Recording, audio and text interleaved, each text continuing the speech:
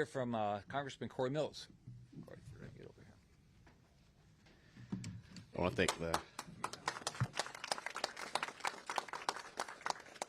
want to thank the senator for putting this together.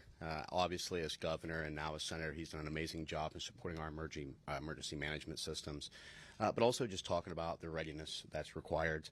Honored to be here with Alan Harris, our emergency manager. Him and I worked together quite diligently throughout many of the storms that's come through, as well as for the sheriff's department. Sheriff Lima, he's the best in the state. I mean, absolutely has led the way, not on just opioid addiction. He deserves it. I mean, I'm truly blessed, as we all are, to have Sheriff Lima as our sheriff. Our fire chief as well, done an amazing job, Matt, so thank you for everything that you've done. You continue to support us. You know, these are the true unspoken heroes. These are the individuals who are out there every single day while the storm is going on, and as Senator Scott talked about, after the storm has passed through. And this is where we see the big majority of things that are mistakes. You know, going through with the standing water, not understanding down powered lines, not looking at deadfall trees, going into a house that has some infrastructure damage that causes further damage as they walk in. You know, these are all things that we know we want to take articles out of our homes, the memories, the memorabilia, the photos, but sometimes we have to wait for our emergency management teams to be able to come in and do it safely. So let's just always think safety first. It's an honor to be here today alongside my colleagues to talk about something that's vitally important to Floridians, which is hurricane preparedness. I cannot emphasize enough the critical nature of being ready for these powerful storms that can strike our state with little to no warning. We all know that hurricanes pose a significant threat to our state, and Florida has experienced numerous hurricane landfalls, and so something which we're accustomed to. With the peak seasons running from August to October, we need to be ready.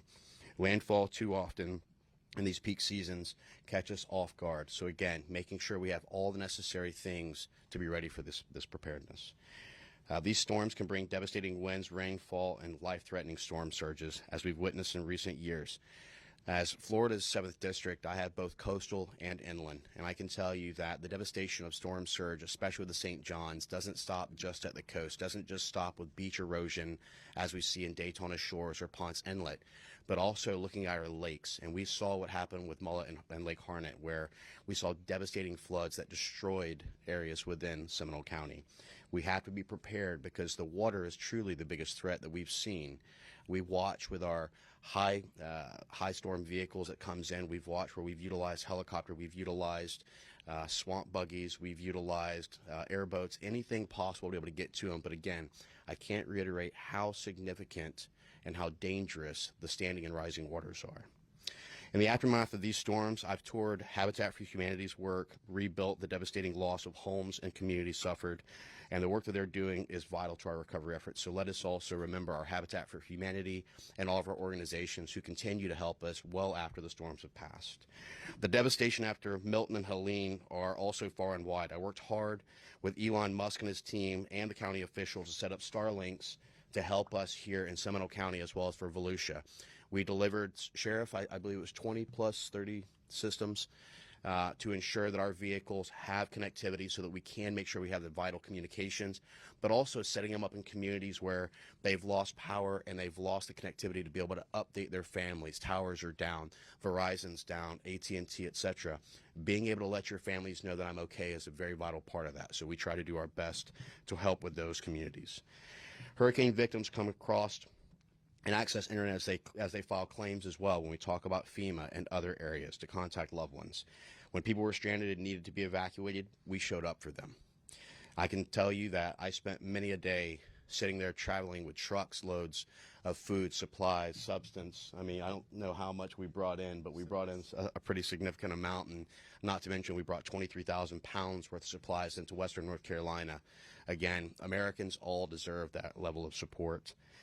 When disasters strike, we show up for our neighbors. We show up for our community, and that's what this is about. And that is, must remember that hurricane season is not something that we're unaccustomed to or that's unfamiliar. We know the dates, we know the times.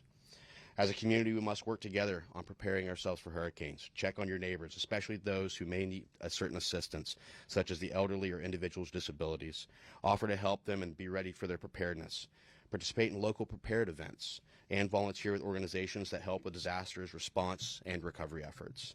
By coming together as a community, we can ensure that no one is left behind in these types of storms. We must understand that in order to have a strong country, it starts with having a strong community. In Congress, we are committed to supporting legislation that strengthens our state's resilience to hurricanes. This includes funding for critical infrastructure projects, like improving our levees, our drainage systems to better protect our communities from storm surge and flooding, and also getting the necessary 402 and 40203 storm surge studies that allow our Corps of Engineers to determine what kind of beach erosion we have and what we can do to help that. We also work to ensure that our emergency management agencies have the resources they need to respond effectively to hurricanes and other disasters.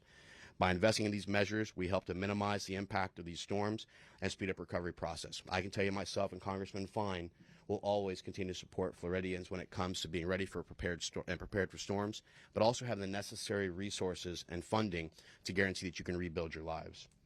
It is important to remember that hurricane preparedness is a shared responsibility. That's why we're all standing here today, whether it be from the county commissioner, the mayor, the emergency management teams, our sheriff, our great senator, or other members. We stand here with the Red Cross and other organizations to ensure that we're all one community and one fight. Each of us has a role to play in keeping our families, our neighbors, and our communities safe.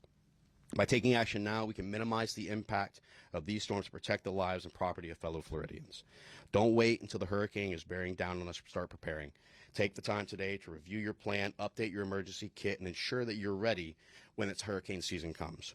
As we face challenges of hurricane season together, let's work together to keep our community safe and resilient. By being prepared, we can weather the storm and we can emerge victorious. I want to thank our great governor, Governor DeSantis, and his team for all that they've done. They've actually risen to the challenge even quicker than the federal government, which is not surprising. But we need to make sure that our state emergency management teams have everything they need as well. So we're here to support the state, at the local, and at the federal levels. Thank you for this opportunity.